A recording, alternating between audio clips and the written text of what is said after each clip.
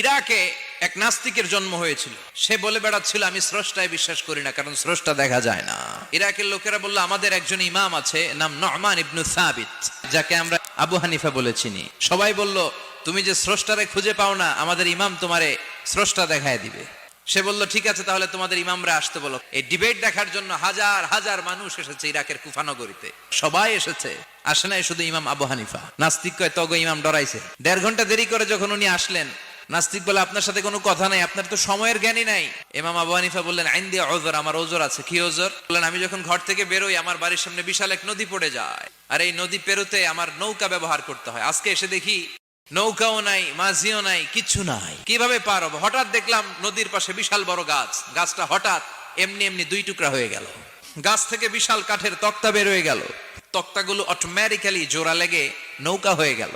এই নৌকা মাঝি ছাড়া সা করে আমার সামনে